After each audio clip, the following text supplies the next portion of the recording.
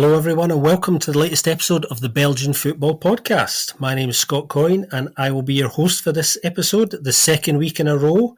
And joining me to chew over the past week of action in the Pro League and the Challenger Pro League is our very own Joris Beck. How are you doing this week, Joris? Good, all good.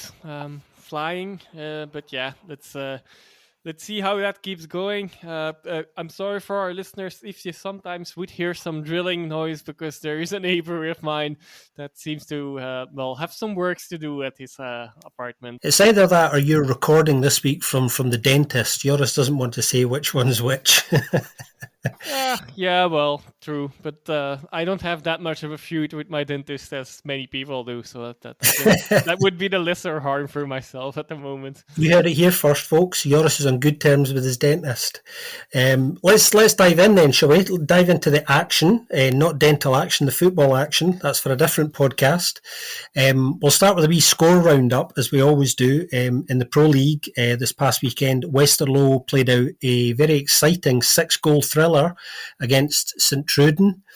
Antwerp smashed Standard Liege 6-0 at the Bossel in quite a game, actually, quite a game. Eupen lost 3-1 at home to Molenbeek. Mechelen won 1-0 against Charleroi. The big derby at the weekend, Club Brugge drew 0-0 with Cercle in a much more entertaining game than the score suggests. Joris' side, Genk, won 3-1, although it didn't look like they were going to at one stage. Ghent and Anderlecht finished 1 each, and Union Saint-Gilloise managed to rack up their 8th consecutive league win by beating Kortrijk 3-0 at home.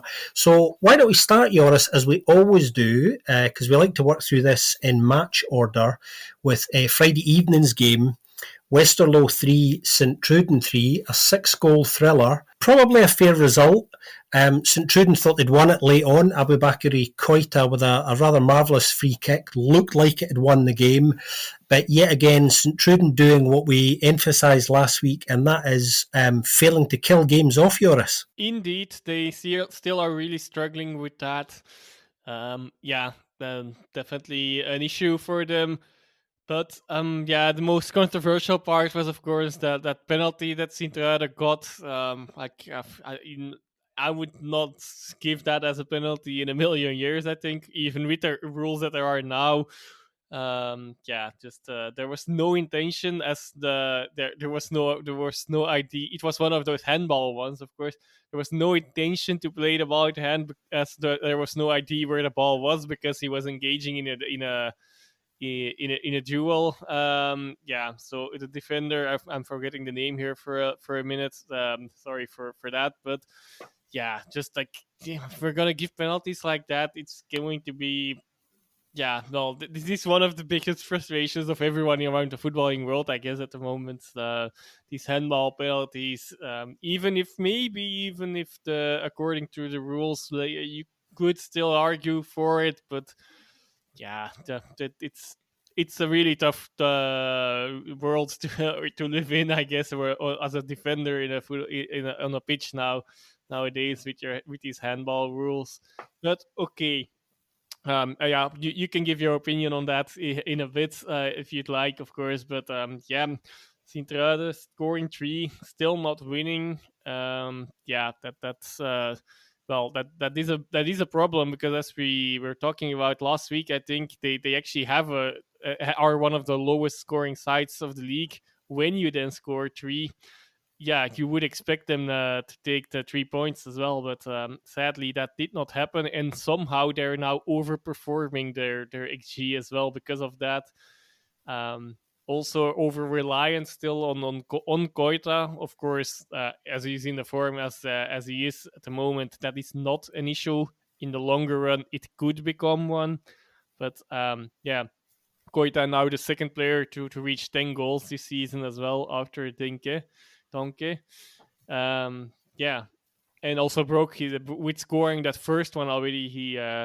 That was the penalty. He also broke his own goal scoring record for the season, his personal record for the season. So congratulations to him, I guess, also on that first cap for Mauritania. So that's all good news for Koita, except that they did not get any of the of those points. I also wanted to mention, and now maybe it's a good time as well, like this scoreline of 3-3 is not a regular one for any side in the league, I guess.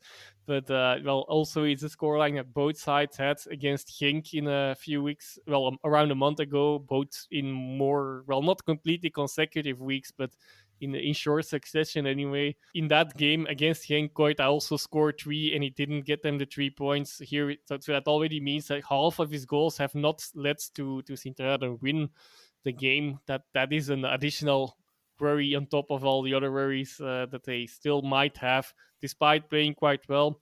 Albeit, I would argue that Westerlo probably deserved more in this game. If one team needed to win, a draw might be a fair result. But if there would be one team to win, I think Westerlo had quite a few good chances. Also got that decision against them quite late on in the game as well. Ultimately, they will be relatively happy that they still got a point out of it, since even later in the game, indeed, the more goals followed for both Sint-Truiden and Koita. But yeah, Westerlo in general, slowly still getting some points. That's a good sign. Not many teams around them have gotten points, so that's another encouraging sign. And now they're really, like I said last week, hanging on and getting close to a few of the other sides. Well, a few of the other sides can even concise more or less of half of the league at the moment still.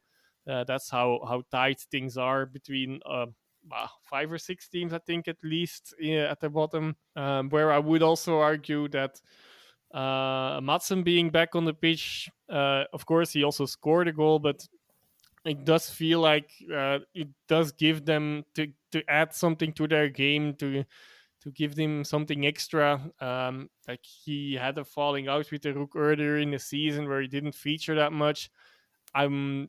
Not that many points were gathered.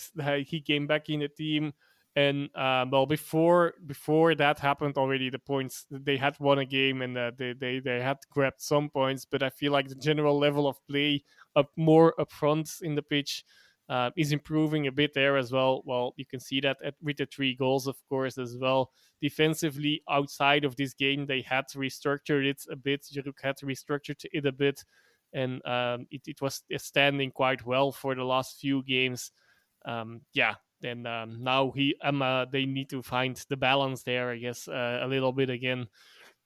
They could have won this game. They didn't. But all in all, like you said, probably a fair result. Yeah, plenty of frustration for Westerlo this week. I noticed Jonas de Rock had quite a lot to say about the referee after this game, going as far as to say that he thought that he had far too much of an influence on the outcome of the game, obviously talking about the penalty in particular. And I think Jonas's point really was the one that lots of coaches make, and sometimes we do ourselves here, in that, what are you supposed to do? It's strange. The laws of the game now are, if it touches the arm, then, in theory it's a penalty. That forward action and intent seems to have been removed from the laws of the game, which is really frustrating, I think, for fans and for coaches. And I think that's the point he was trying to make this week. But yeah, I think some signs definitely that Westerlo are starting to pick up a little bit. Certainly offensively, and starting to show a little bit more. They will be frustrated not to have maybe got more out of the game, but considering it looked like they'd lost it at the depth, to rescue a point, I think, maybe not bad when all's said and done. Sint-Truiden, as we were saying, failing to kill games. Just this game and last week, obviously, with them drawing against Eupen, that's them dropped 4 points over the last couple of games from winning positions over the last couple of weeks. And if they'd managed to win these 2 games, then I think they would have squeaked into playoff 1 by now. So their inability to kind of kill games is really costing them. Having said that, I think they are, they're punching above their weight, as we know, and have been since the start of the season. You mentioning Koita obviously getting his call up by Mauritania is quite significant, I think, because he's the one player who is producing reasonably consistently for them. And this is a player that I think they weren't expecting to lose to the African Cup of Nations in January, but it looks like they're now going to. So that one striker that they absolutely had to try and find in the January window looks like it may well now be 2. So It's interesting how circumstances can work both for and against you.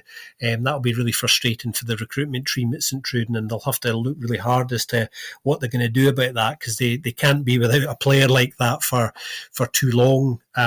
At the moment. But yeah, six goal thriller and a good start to the weekend if you were looking for some entertainment, that's for sure. Let's move on to the port of Antwerp, shall we? Where Antwerp absolutely melted Standard Liege.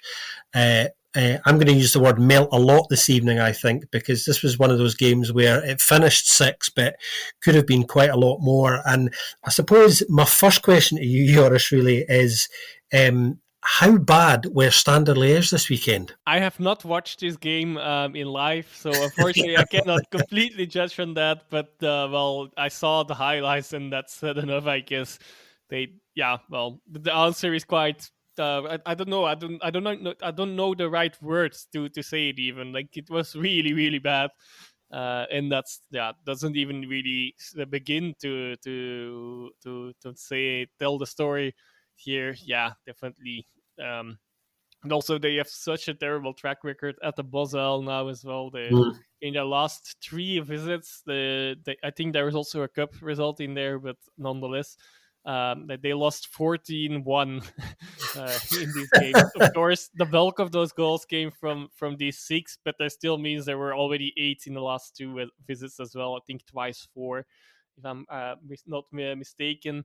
I feel a little bit for Hankine, who was replacing Bodard in goal because Bodard was feeling ill and still is feeling ill a bit. I believe he also was late at the Red Devils camp now. Yeah, talking about that about Liège. Red Devils. Well, Van Heusen now ultimately is out. I hope for him that the injury is not too bad, because he had his fair share there already. But, in this game, definitely he did not prove that he was worth the Red Devil level. Can't really single him out, maybe, but on the other hand, if it's really about the future of the national team, it's still, you maybe should. Yeah, it was not that he could help. Was a lone soldier holding the ship, trying to hold the ship or the fort. He definitely did undergo the same treatment as the rest of his teammates. How bad they were, some numbers can say it, I guess, as well. 0 shots on target, never a good sign. That comes together with 0.08 expected goals as well. So that also means that there were also not that many shots in general, and that they were not very dangerous either. It was Standard's biggest loss since I believe it was August, but in either way in 2015, a 7-1 against Club Brugge. Yeah, that are shocking numbers. The last one a bit less. I thought it would be way longer ago still, but nonetheless, definitely not a great result here. Definitely, Hoefke is also, like you also have reported already, said that he couldn't say what he said on to his players on TV, because I don't think it was meant for children's ears. That's we can go on and about how bad Standard were. Of course, that does play a role, but I guess we should also talk about that other side in red and white. That won 6-0.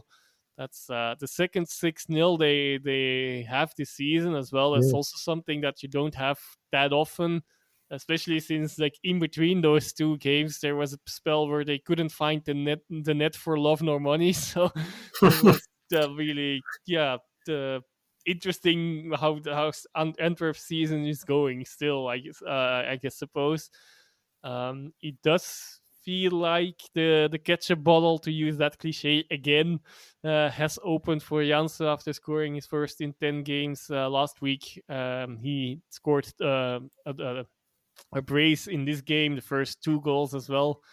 And he scored a penalty as well. In that spell with where they couldn't score a goal, there were also were a few penalty misses, and one or no, even 2 of them, I believe, from him. yeah, biggest win for them against Standard in history, as well. So that for them it was the biggest one. The win for Standard, it was not the biggest loss yet, but definitely among the worst pages in their history in a single game, of course. So maybe not a page, but like a sentence of all the goods that came out of Standard in after these two games against Club Brugge and Anderlecht. Well, that has evaporated quickly again as Mm. well. Yeah, it's interesting you mentioned that because it was something that kind of Karl Ofkins brought up this week when he was talking a little bit about the aftermath of the game, and obviously he was frustrated that not only had they been melted, I'm going to use it again, but that they'd been unable to kind of build any momentum off the back of those two fantastic victories, and I think he also wanted to point out that although he'd been talking up the positive side of the mentality of his squad and how, he was saying just sort of 10 days or so ago that he felt that the kind of mental strength of this squad was the best he'd ever seen in any squad that he'd worked with. So he was flattering his side a little bit there. But then to come off the back of two really big victories against, Anderlecht and Club, which nobody really expected them to do at that time, it suggested that maybe they were turning some kind of a corner. And I think there was a feeling, and he did call the side out when he said, look, you can't go and get results like those two and then have results like this, because, that inconsistency just is suggestive of a side who's mentally aren't really in the right place. Almost as if to say, well, if you can beat those two big boys, then we're one of the big boys again. We're back, and it's that search for consistency that seems to elude them when they think they're making progress. They take a few steps backwards, and they made it difficult for themselves, obviously, this weekend, didn't they? As you were saying, 2 goals down inside 14 minutes, and recently they've conceded some goals early in games, which have given them an uphill challenge, and they need just to find that consistency and not slacking off when they get a really good result against a side that they're not expected to, and that seems to be something that's kind of plagued them for, well, certainly what feels like a couple of seasons now. They seem to have historically been doing reasonably well against sides that they want to challenge, but dropping points against sides that they kind of shouldn't. And Karl Ofkins is finding that issue that Ronnie Dyla had psychologically seems to very much still be there. I mean, I saw all of this game and they were bad. I mean, I don't want to rub any more salt into Standard fans' wounds here, but they were angry, very angry after this game, kind of rightly so, and some of them really turning against Ofkins and saying, well, how long can we put up with performances like this? And it must be very difficult to be a Standard fan at the moment. I mean, it feels like we've been saying this for ages, but they feel like they're making progress, and then something like this comes along and hits them in the face, and that's kind of difficult to take because you just don't know where you are. Speaking of where they are, I mean, looking at their schedule coming up, Joris, it's a bit brutal to say the least, which in some ways might be good because they've proved they can beat the big boys. But coming up over the next few weeks, just in the lead up to Christmas, they've got Genk at home. Then they go to the Jan Breidel to play Club, and then they have the back-to-back games against Anderlecht, both away fixtures within the same week. So they go to Brussels in the Cup, and then a few days later on the Sunday, they go back to Brussels in the league. So they've got some really big games coming up, and they will hope that they'll be able to get this weekend out of their system really quickly. Yeah, they won't have any other option anyway. So yeah, that was clear that this was a playoff one that they're playing in the next weeks, and after that, they have to see in how where they are standing, and then hopefully get some points. Well, like you said, actually, maybe this might be the series where they do get the points, then maybe don't drop off after that, regardless. Whether they got the results they wanted after this embarrassing one or not. Of course, maybe it's better to lose once 6-0 as to throw in another cliche than 6 times 1-0. But we can't see that at the moment. Of course, we can't really know what's going to happen in the next weeks. But definitely a tough schedule. Yeah, we'll see how they do, because a result like that certainly kind of test your mettle, and he's going to really see what he's working with. Then the flattery is not going to do much good, I think, in the aftermath of that. So that the real gauntlet thrown down to that squad. Let's move on, shall we? Let's go to the Far East. In this case, the Far East of Belgium. To Eupen Malmedy, down to the East Cantons. Eupen were playing at home this weekend, Joris. They lost 3-1 to Molenbeek in a generally even and, not that exciting a game, to be honest. I saw this game and had a feeling going into it that it wasn't going to be a particularly exciting game. Sure enough, it wasn't. Molenbeek actually winning this simply by kind of creating more, and obviously by virtue of the fact that they were playing against the worst defence in the league. There was a sense that perhaps Molenbeek were going to eventually be able to wear down Eupen, which is what happened. Isaac Nuhu managing to give Eupen the lead early on in this game, and Molenbeek turning it around.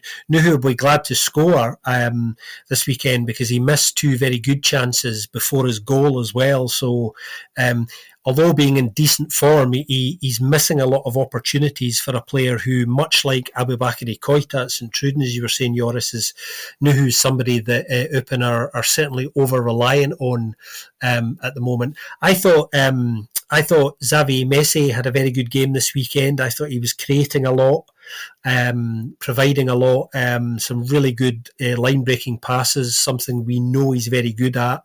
Hasn't featured too much recently for kind of tactical reasons, but started this game and had a really strong game, as did Makhdar Gueye. I thought he was good this weekend. He had a really decent game, assisting for one of the goals, and he's been looking reasonably consistent since he joined Molenbeek, actually. He was always peaks and troughs when he was at Oostend. He'd be great some weeks and then fall off a radar for a bit, but he's been reasonably good since going to the Brussels side. And big win for them, really, in a way, because looking at Molenbeek's schedule, they've got some tough games coming up. They've got Anderlecht away, Charleroi at home, and Ghent away in the next 2 or 3 weeks in the lead up to Christmas. So continuing to rack up points is really important for them, and they will have identified this game ahead of this weekend as one where they thought that there was definitely 3 points in it for them. And it was their first win in 8 games. That might be more important even as well than anything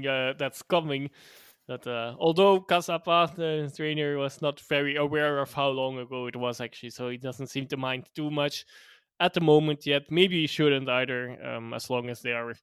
Well, they never have been in the relegation troubles yet this season. That still might come, of course, but so far they've managed to escape them a little bit in this game as well. Like you said, Nuhu, both the problem and the savior for Eupen.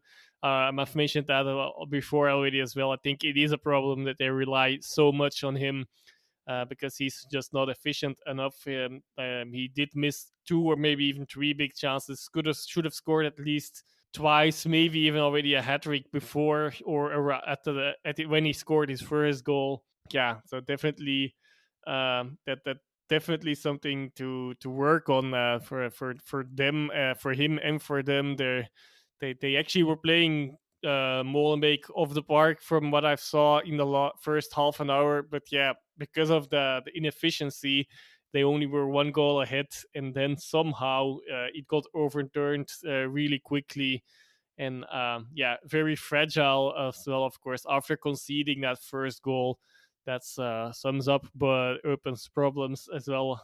Both of them are not very new, but let's see if Nuhu can keep them in the league nonetheless, or maybe if they can bring in some new players in the new window as well, of course, or some other player steps up and pitch in a bit more. Like I said, Molenbeek's first win in 8 league games, scoring at the first occasions. First occasion. So I'm glad. I'm sure the fans will have loved that. The fans that got in there for free and got their beer for free as well as an action for the club. So they will have enjoyed their afternoon there.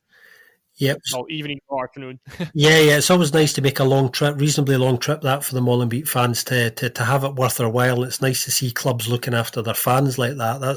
That's for sure. And they definitely had a good weekend. I mean, obviously not only winning the game, but their fans were actually in very fine voice during the fixture this weekend. Nice little fan tifo display that they brought with them as well. That they were making plenty of noise with. So for those who watch their Belgian football regularly, you'll know that the away end at the Keerweg is actually kind of quite small and tucked in the corner, and it was absolutely rammed with away supporters. So they brought a healthy bunch of away fans down for an ultimately successful away day. Speaking of away days, let's move to Mechelen, shall we? Mechelen beating Charleroi 1-0 at home this past weekend. Not a great away day for Charleroi. Really poor performance for them. We'll get to them in a second, but we know that Mechelen were being watched in the stands by their now new T1, who we know is Besnik Hasi, who has returned to the Pro League, Joris. Regular watchers of Belgian football will know Besnik well. Obviously, had two playing spells at Joris's side, Genk, a successful spell as a player at Anderlecht, and then shorter spells later on in his career with Lokeren and Cercle Bruges, amongst other clubs. But yeah, certainly somebody who knows Belgian football very well, both as a player and as a coach. Of course, coaching Anderlecht, Legia Warsaw, Olympiacos, spending time in Saudi Arabia most recently as well before kind of coming back to Belgium. But he's also won some stuff, hasn't he, Joris? You know, he won the league with Genk in '99. He's won the Belgian Cup as well. Won 3 league titles with Anderlecht as a player in the Super Cup, and then winning the league title with Anderlecht as T1 in 2014 and the Super Cup. So, you know, he's won honours in Belgium, and he's no stranger to Belgium. Interestingly, his contract is only till the end of the season, which suggests to me that the club are obviously keeping their options open and thinking very much short term of this, and will assess where they are then. He's spoken to some of the players already. His first game in charge will be after the international break, so he's got a couple of weeks now to work with those players who aren't away in international duty in the training ground. And his first game is actually quite a significant one because they're away to Kortrijk. So in terms of points, this is a big one. If you can get a win there, it changes the complexion. But Frederick van der Beest, obviously, who's been in charge for the last couple of games and will be staying on board as part of the coaching staff, obviously has picked up 4 out of a possible 6 points since the departure of Stephen Defoe, and has managed to get Malinois out of the drop zone this weekend. So he's given him the best possible present for taking over. But, you know, tell me your thoughts on this appointment, Joris, because I was slightly concerned by how quickly this was all done. I wasn't sure this was an entirely positive sign. I would say it's one of the worst decisions they could have made. As a player, he was great, of course, as well. Definitely no remarks on that. But as a coach, well, I guess you could also ask, for example, Legia Warsaw and Olympiacos fans, 2 clubs that are really well-renowned clubs in their home countries, and that almost every season win the title. At least in the case of Olympiacos, the last years. Legia Warsaw, I haven't had an eye on. I think Ben might know a bit more about how they are faring now. I believe there have been some changes in Polish football, some more variations in the champions, if I'm not mistaken. Anyway, but regardless of that, they had really really terrible spells under him, and that says a few things. Also, he was not active as a manager for a while now. With Anderlecht, yes, he became champion, but he really also had the most talented squad. So it would have been a crime if he wouldn't have. Basically as well. Although I do think there he did a few things right, but yeah, no, that more after taking over. I'm not sure if that was in that season that they became champions either. I think that might have been the season before that, where we succeeded John van den Brom, another former Genk and Anderlecht manager, related person at least, that's active in Poland now as well, if I'm not mistaken. So to make that full circle. regardless of that, yeah. So not a big fan of the man as a manager, at least. Also, I wouldn't get many hope out of his first press conferences either, Mm, where he was also talking about the fans, of course. Well, that's always a good thing to mention once, but it kept going on a bit like that and less about the tactics. mm, And that's what you rather like to see, I guess, how he would approach the game, that they give some insight in that. And he hasn't really given that. Maybe I'll cut him some slack. Maybe he still needs some time to assess the whole group and the situation at the moment. And now in the next 2 weeks, he has a bit of time for that, but still not very hopeful signs. So about the appointment, I'm as skeptical as I could be, I guess. Sure. I think I even mentioned it to you right after you yeah. mentioned that he would be the new manager. Like in our yeah, I mentioned it like, yeah, well, good luck promoting next year. I'm not sure, of course, that will be the case. It's not only entirely up to him, of course. And then the win this weekend does give Mm, some breathing space and a good environment to start in, I guess, as well. But yes, that first game against Kortrijk, then that could already be a really vital one to see. If Mechelen win that one, they will be safe for quite some time in the season. mm. And well, then regardless of what they will do next, that will give them definitely something to build on. If they, yeah, but on the other hand, if they would lose that game, the win from last weekend already has not had much effects. So we'll have to see. I completely agree with you, actually. I think it's a slightly strange appointment. It was certainly one that I was surprised by. We know that the club also spoke to Bernd Hollerbach, who did very well at St Truden. And in a way, that kind of makes sense because they've been struggling generally in lots of areas, Mechelen. So I think they were looking for some solidity, obviously, and a degree of stability. So I can understand why they spoke to Bernd. And the other name who was in the mix quite prominently briefly was Timmy Simons, who obviously used to be at Zulte Waregem, is now at Dender.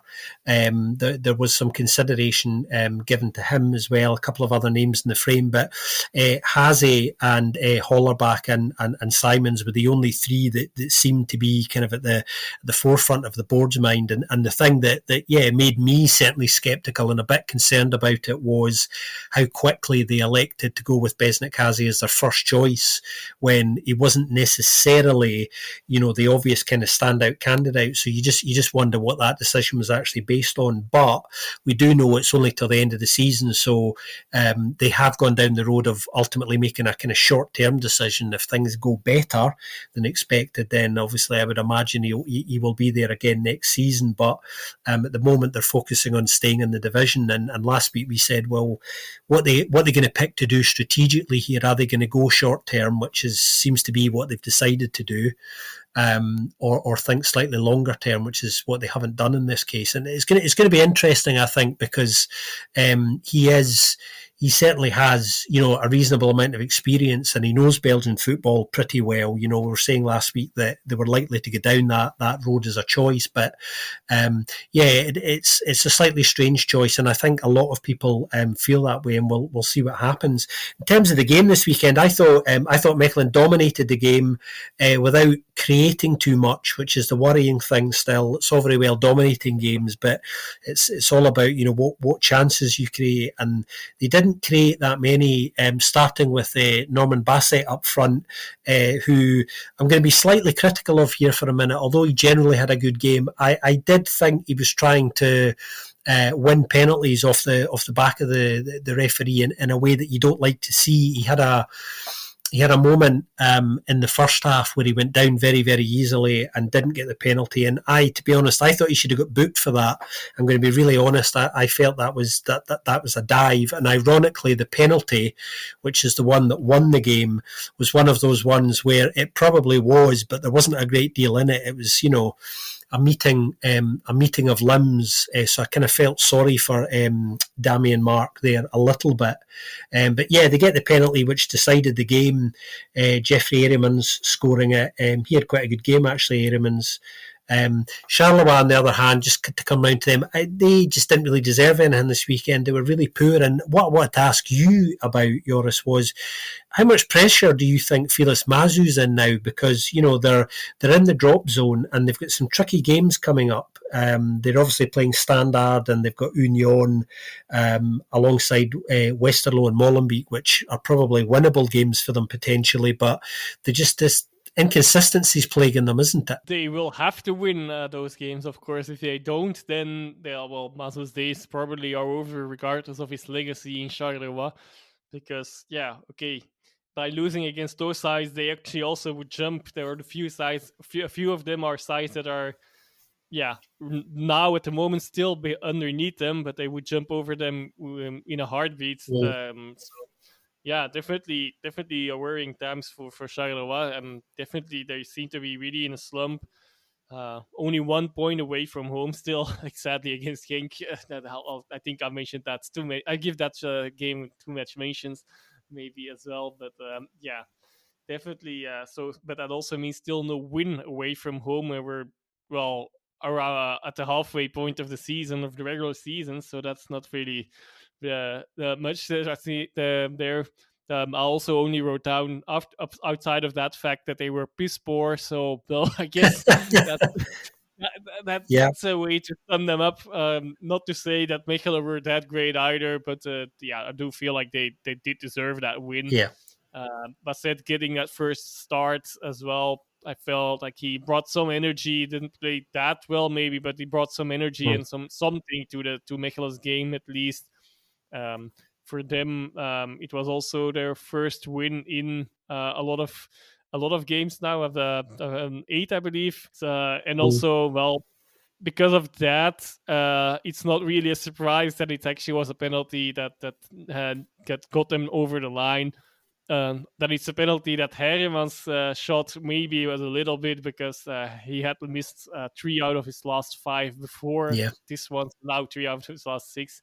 That definitely he scored this one, and it was a vital one, and a crucial win for Mechelen. And like we said, we'll have to see if they can build on that, or if they get dragged in sooner than you would want.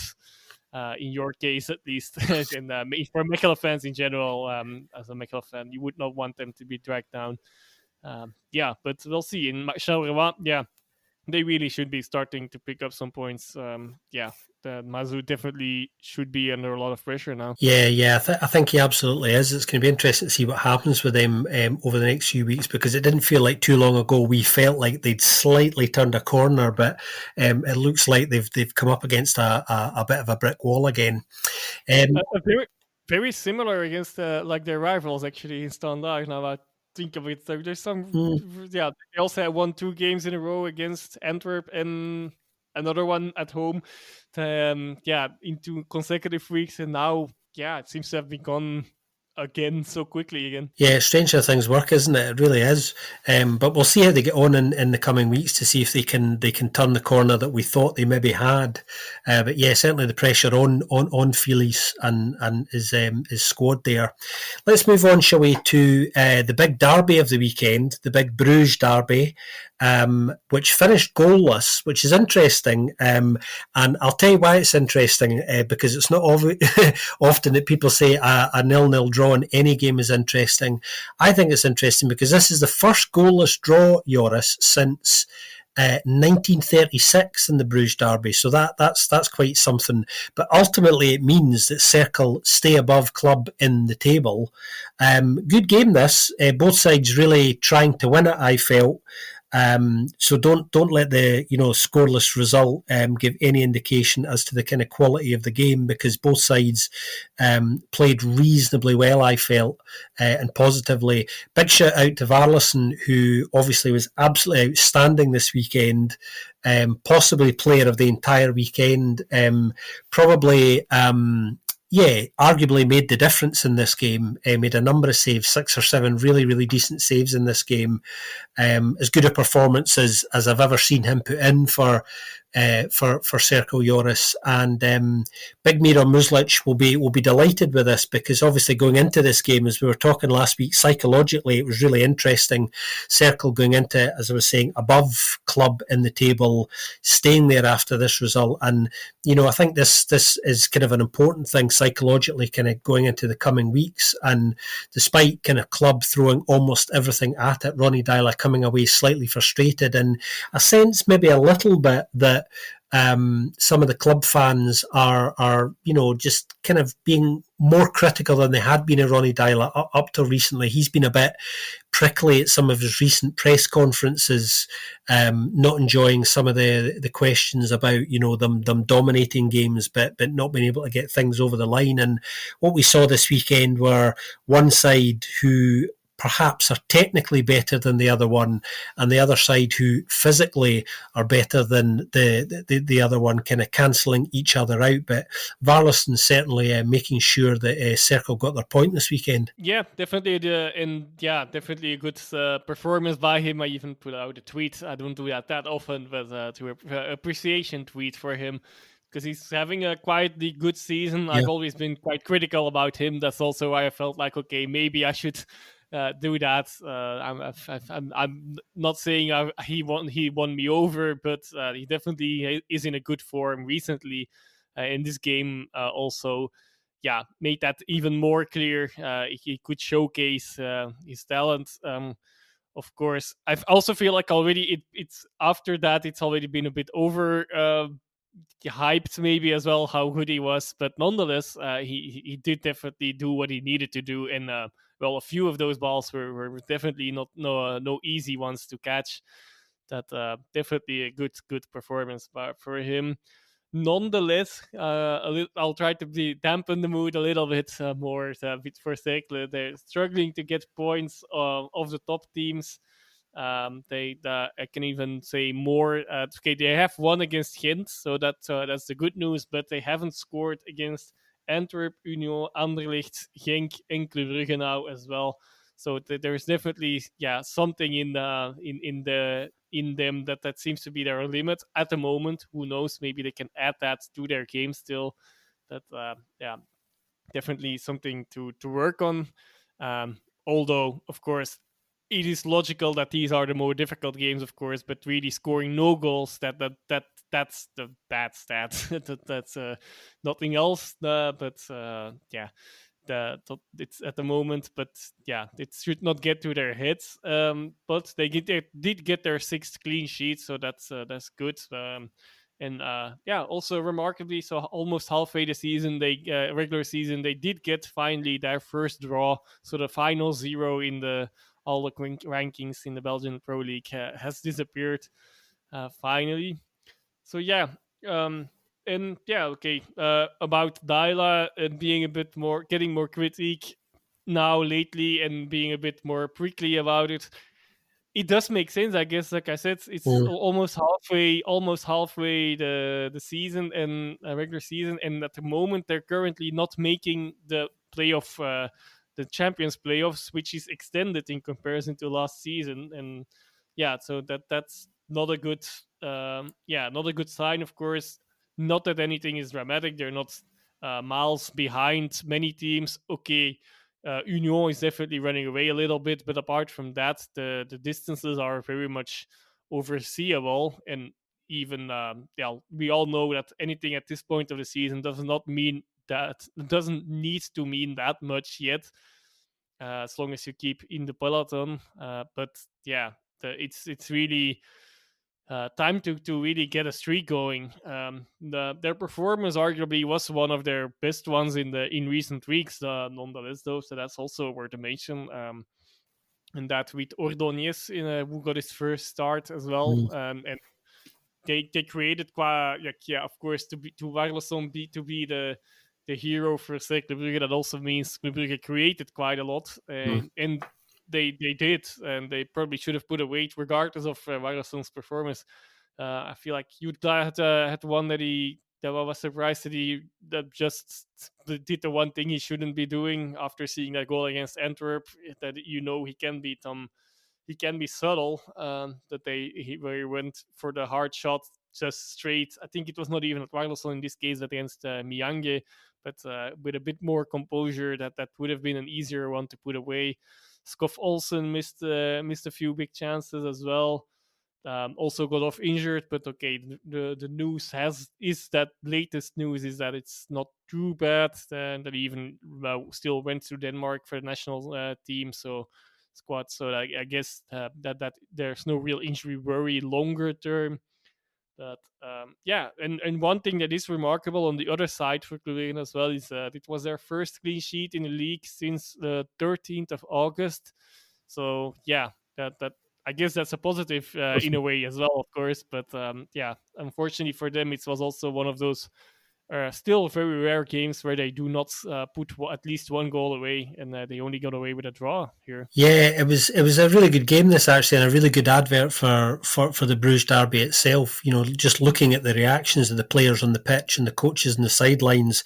If you were in any doubt that this fixture matters, because I know there's this theory that the Bruges Derby doesn't have as much spice as some others. You know, just watching the reactions of everybody involved this weekend, you know, proved that is not the case, and obviously it had the added interest of, you know, Circle coming into this game above Club in the table, which is obviously still the case, and it's been, you know, a long time since that last happened as well. So, you know, it just underlines the good work that we know is going on there, and some of the issues that club kind of face at the moment, as you were alluding to there. Let's move on, shall we, to your side, Joris. Genk winning 3-1 in the end against Oscar Garcia's Leuven side, his first game in charge. Genk, certainly the deserved winners, leaving it late to get it over the line, and it looked as if at one point that wasn't what was going to happen, Joris. No, it was a summary of Genk's season, typically in this season. That's where I was very, very, very frustrated, because I also felt coming despite Leuven did not create anything before they got that first chance in the 85th minutes. And of course, Genk was only leading 1-0 by then. So that was an equalizer, which could cost them. But luckily, I was proven wrong, and the players were less defeatist as I was. So they still went for it, and they got it over the line ultimately. But and see, like I was saying, that goal buried Genk's season. That was not in the sense of anything horrible, but more seasons buried. I didn't finish that sentence there. Buried Genk's season hopes for. Not, I'm not even talking about the title. I still feel like this might be out of reach either way with the current squad or the current forms of everything going on, current context. But that also just for the higher positions and maybe a top three. I've just felt it's not the first time this season, but it felt like now this would be the time too many where I really would have lost hope for that. Not saying it's still going to happen and so on, but it's good that they could pulled it over the line. Maybe even better than if it would have stayed 1-0 in the end. I suppose in building team spirit and so on. But nonetheless, got away with a scare there. But yeah, definitely not very happy with the way Leuven played. Not necessarily on the physical front. That's that nothing wrong there, but just like I hope that Oscar Garcia will implement some more attacking intentions in his side, because they really just came to defend that point. Even if when Genk scored, they didn't really do anything until you always get that one moment, and they took it. So another reason why I'm quite happy that they did not get away with that. That it was not a nice watch. That I would say for anyone, I guess. Also not for the Leuven fans. Of course, they would have taken that point, and that's they would be really happy with that. That's their right, of course. Nothing against that, but it was not entertaining to say the least. Just also like last season, losing that 1 point that they had at the moment to draw in the final minutes. Giving it away. Luckily in this case, also Genk. they should have killed. If you see how they finally scored, managed to score and create a bit more in the final minutes, you keep wondering why they didn't push through and put a 2 or 3 away before halftime and put the game to bed, more or less, at least, for at that time. But okay. Maybe I'm sure there's nothing deliberate in that, but it looked like they were taking it a little bit too easy, and it was going a bit too easy. Maybe just because Leuven was not really giving them a fight, but they failed to be efficient and to kill the game. Yeah, definitely an efficiency issue. Also, no surprise that actually that first goal that was already from the start. They were dominating but not creating that much, or when creating, yeah, just missing the target. It's also no surprise that it wasn't ultimately, a stupidly given away penalty kick that gave them that first lead, and also that penalty even didn't go in the first time. Also, like what I said for Hermans, Heine also has a similar record for his last penalties. I believe around 3 out of his last 6 scored or something like that. Considering this one a miss, of course, even though he luckily scored the rebound. Yeah, I was just going to say something because you obviously saw all of this game at the same time. I kind of had I had my eagle eye on Beveren against Lommel at the same time, which was ongoing in the Challenger Pro League. Obviously, it was Oscar Garcia's kind of first game in charge.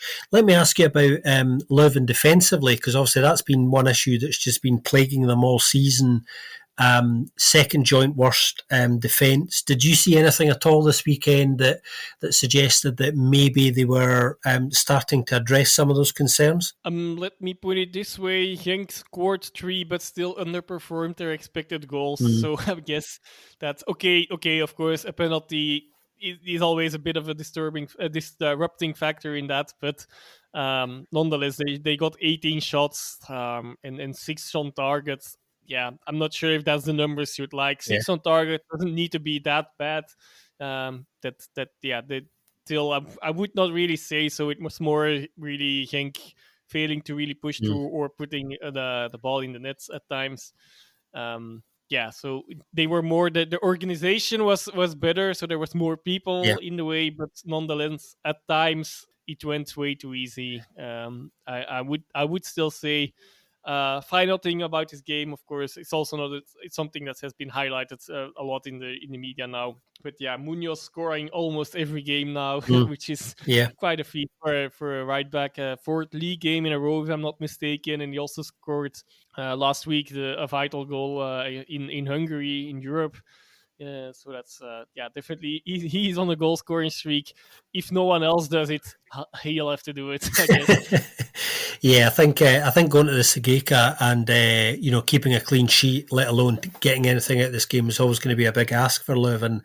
Genk's schedule coming up is quite tough, isn't it, Joris? Obviously, Standard away next, then Fiorentina away, then Ghent at home in the league before Oostende away in the cup. So quite a difficult schedule coming up in the run up to Christmas for your team. Yep, but that's going on with a lot of teams now. Definitely. It's quite a difficult one, but that's why it's another good reason to win this game, at least, I suppose. Absolutely, yeah. Let's move on to the other really big game this weekend in terms of kind of playoff one significance. That was the Galamco in Ghent. Ghent playing Anderlecht, at finishing 1 each. Again, I thought a draw, probably a fair result. Ghent marginally the better side, couldn't quite make their domination in terms of possession count, although Anderlecht arguably had the better of the chances, which is no surprise. With the kind of creative players that they've got. I don't think either manager will ultimately be too unhappy with a point in this game, Joris, because it keeps them both in touch without losing any real ground. Kasper Dolberg, interestingly, becoming the first player to score in 7 consecutive league games for Anderlecht. The last player to do so was, do you know who it was, Joris? I'll be cruel and ask you that. Nope. Yeah, that's just me being cruel, everybody. Yeah, the last Anderlecht player to score 7 consecutive games in the league was Mark de Gruyse back in 89-90. I'd pulled that one out. So that's an interesting stat, and he's really kind of developed a real head of steam over the last kind of couple of months now. Kasper Dolberg is becoming very important to them. Yeah, as I was saying, I don't think either coach will be too unhappy with that ultimately. And speaking of either coach, I don't know if anybody saw too much of the post-match press conference, but there was some rather humorous, gentle sniping at each other, trading a bit of tit for tat with some comments about the game, which was kind of quite amusing. Some of which I think is motivated, I think anyway, by the fact that Big Ein van Eyzenbroek obviously is an ex-Anderlecht head coach. And actually has a very good record against Standard with the other sides that he's managed as well. So I think that little bit of prickliness coming out in the post-match press conference there. But what did you make of this big game, Joris? He's also still the last Anderlecht coach that has won against Gent. So that's to throw in the mix there. So that's already to jump on that. Like 5 years without a win for Anderlecht against Gent now. Last win in Gent specifically, so away. Even longer ago, even in 2016.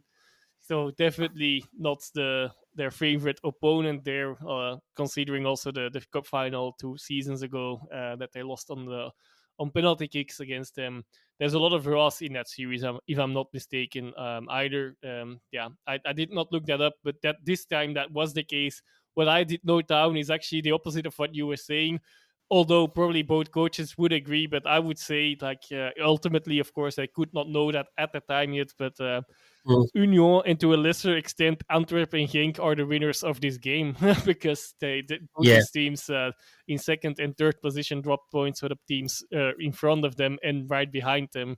Got a bit closer or ran away a bit further. I felt like Tissoudali was overthinking a little bit on a few occasions. We gave him some praise last week, but in this game he was overthinking a few things. Differently. Also, there was this small thing with the armband as well in support of Palestinian armband. That's another topic of discussion. It's interesting in this case, I think, because he was wearing it for multiple reasons. Like one, they only noticed after half an hour or so, and then he needed to take it off. I could get that you take it off in the beginning, that you get asked for that, or since you didn't see it, like quietly do that at the break, since it was close to the break already anyway.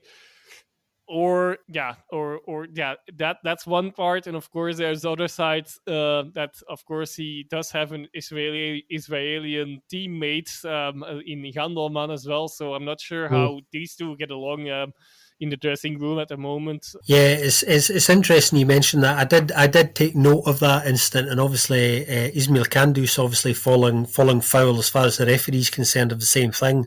They both had Palestinian armbands. It's interesting you bring this up actually, because it's something we've seen across European football more generally, particularly in relation to kind of fans expressing their views on this. We hadn't seen anything kind of quite so explicit that much on the pitch. It's interesting that I think the mainstream media obviously try to kind of highlight the fact that players who have Palestinian sympathies or backgrounds culturally, if they have an Israeli teammate, then somehow there's a kind of potential issue there where there always isn't. Otherwise, I suspect they wouldn't have done it in the first place. But yeah, it was interesting to see that the referee only spotted that kind of quite late into the game before requesting that both players remove them.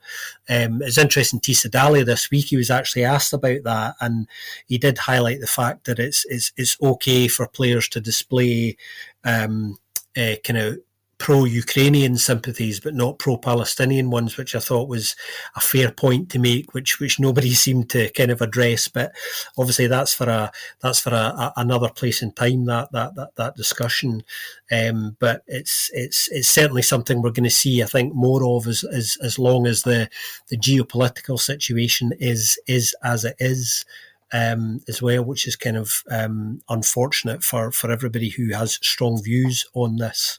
I think the story of the Ghent Anderlecht game really was the story of the two coaches for me. That was the thing that I took away from this game. And Big Eins, as I was saying, is finding it irresistible, not managing to poke some fun at Anderlecht a little bit. But yeah, both of these sides kind of still where they want to be. But you're right. I think the big winners this weekend are arguably Antwerp and Union.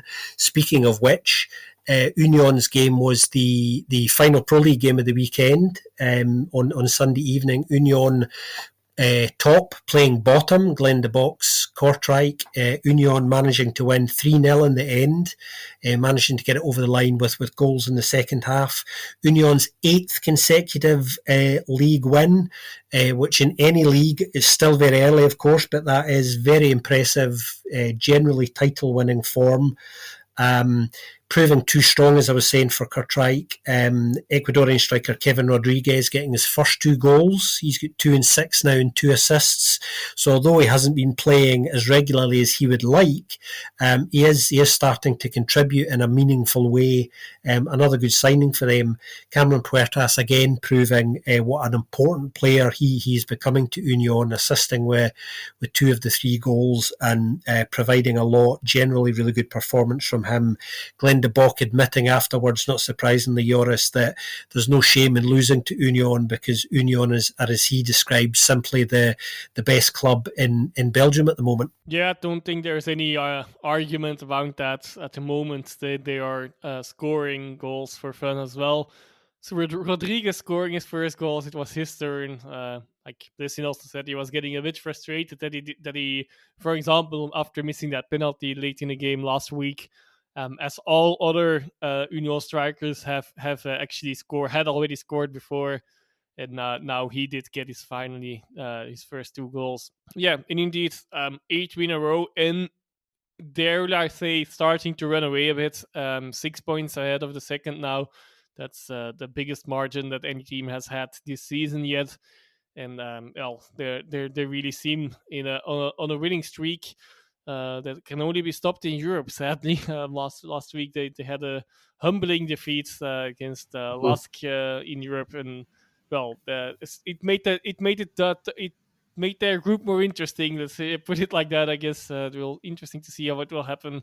They put a lot of pressure on their next 2 games for sure in Europe. But we're not here to talk too much about that. Definitely. In the league, everything is going well. They're cruising. Can't really add that much. It's going too well, so it's getting boring to talk about it. Like a little bit, which they should take as a compliment, obviously. One remarkable feat is, I can tell this at both Union or at Kortrijk. I choose to do it at Kortrijk. They lost all games against Union since Union's return to the Pro League. So that's definitely a fact. So that also means Union have won all games. And they still only have one. I only have a general remark on Kortrijk. I don't think they really... Well, they held on quite well in the first half until they conceded twice in the 45th minute end stoppage time, and then the game was basically over. I don't think they expected really to return from that, to come back from that. The more general remark is then they still have only 10 goals scored. Yeah, it's clear where they are having some issues. Yes, they also conceded 3 here, but that's not necessarily something that can happen to the best sides. Only 10 goals scored in 14 games. That's clearly something they need to work on, and they need to sort out somehow, because their defense is okay, but not good enough to keep up with that low of a goal scoring attack. Yeah, I think you're definitely right. They have to start finding a way to score some goals to give themselves a chance of kind of hanging in there, because at the moment the gap between their output and giving themselves a chance to make some progress is still too big. Speaking of progress, just looking at Kortrijk's schedule kind of in the next few weeks in the run up to Christmas, they've got some really big significant games against sides in and about them down at the bottom, which would obviously, if they could get wins there, it's all about Couds at the moment. Really changed the complexion of things for them. They've got Mechelen at home next after the international break. As we were saying earlier, that'll be Besnik Hasi's first game in charge of Malinois. Then they've got Westerlo at home and Eupen away. So I think those Westerlo and those Eupen games, and arguably even the Mechelen game, are hugely significant, those next three games. If they could do reasonably well there, then it would really change the kind of potential course of their season for them. But as you were saying, Joris, in order to do that, they're going to need to start scoring some goals, that's for sure. Well, that game was the last game of the weekend, Joris, in the Pro League. We should have a chat about the Challenger Pro League, because quite a lot happened down there this weekend. I'll give you a score roundup first of all, before we talk about the kind of main talking points from there this weekend. Dender won 2-0 against Club Next. SL16 won 3-1 against Young Genk. Sarang lost 2-1 at home to Beerschot, who are on quite a fine run of form at the moment. Anderlecht Futures lost 3-1 at home in Brussels to Denza. Oostende won 1-0 at home against Franck-Barin.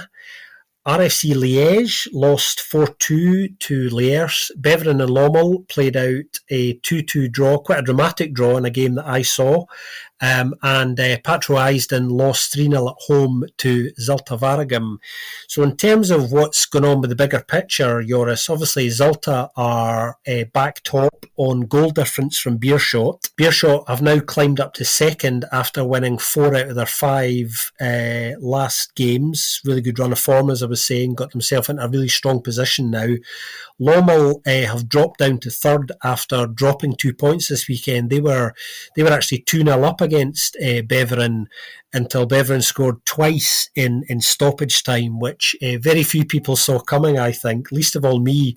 Lommel much the better side in that game, so a bit of a surprise result that, but it does suggest that there is still some fight in Beveren, which is a big positive for Wim de Decker and everyone at the club at the moment.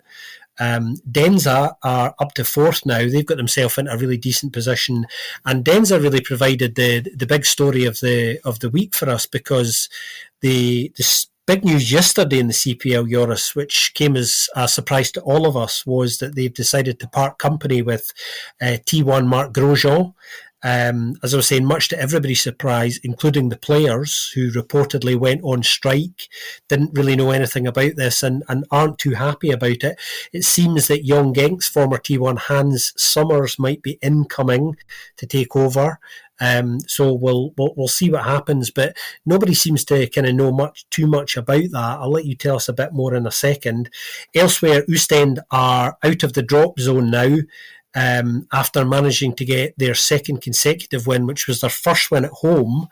And looking at the league, there's only 5 points separating the top 7 sides at the moment. So as we were saying last week, things are getting really, really concertinaed, if you like, there. But what do you make of the big story over the last kind of 48 hours around Marc Grosjean then? It is a strange one for sure, definitely, yes. Well, Hans Somers is indeed the new head coach. That's confirmed. The situation with the coaches and the trainers and the players, really weird.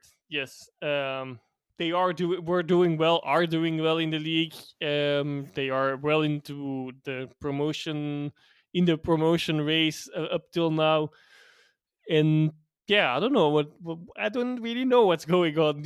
I don't think anyone knows. Really, big surprise. Yeah, well, I'm sure later on something might come out a bit more about this.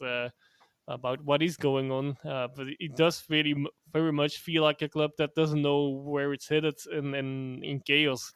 We'll see if they come out of it in a better place or not. That still could be the case. Yeah, I think it's one that kind of caught us all by surprise, and you can only, I think you're right, Joris. I think you can only say that perhaps something has happened behind the scenes there that we're not quite aware of yet. So we'll just need to wait and see. I did actually see just a little bit of Denza's game this weekend against Anderlecht Futures as well, and thought they played very well from what I saw of it. And coaches being dismissed like that, particularly when a side is actually doing reasonably well on the pitch, is kind of quite unusual. So it perhaps might not necessarily be for the footballing reasons that we've been led to believe. There was a slightly interesting statement, which I thought the wording was kind of strange, where they said something along the lines of, we're parting. It's a mutual parting, so that we're in a better place to be a 1A side, which I thought was a slightly strange thing to say, considering that they're actually doing okay at the moment. So we'll see what happens in the next few weeks, and particularly how the squad responds to this, because they have been picking up some points recently. So how will this impact that? We'll definitely find out. But yeah, things in the Challenger Pro League starting to become really, really competitive, and nice to see other people around Europe on social media picking up on how competitive that lower division's been in recent weeks. So it's always nice to see it getting the attention, or more attention, as we like to give it as well. So I think that's probably just about it for this week, Joris. We should mention just before we go, obviously there'll be no BFP next week because of the international break, but there are some games coming up this week with the Red Devils. Tomorrow evening, as of recording, Wednesday evening, the Red Devils are at home. They are playing a friendly against Serbia in Brussels, and then on Sunday evening there is the final Euro qualifier at home to Azerbaijan, again at the King Bedouan. Slightly academic, isn't it, Joris? Because obviously the Red Devils have qualified. We know they will be in Germany next summer. I suppose the objective is to get a good result on Sunday and hopefully finish the group and win it. Good luck to them, and we'll talk to you soon. And probably, if I'm not mistaken, we should be at Trident by then. Yeah, hopefully by the time we're back next with you after the international break, our Ben will be back from his travels, and as Joris was saying, the full Trident will be back for the next round of Pro League fixtures. If you want to get in touch with us before then, please feel free to do that. You know how to get in touch with us individually, or you can get in touch with us directly through the BFP's own X account as well. Drop us a direct message if you want. Likewise, if you've got any listeners' questions for the next episode or upcoming ones, then please do chuck them our way, because we love getting to grips with them. But in the meantime, stay safe, everybody. Look after yourselves, and we'll speak to you soon on another episode of the Belgian Football Podcast.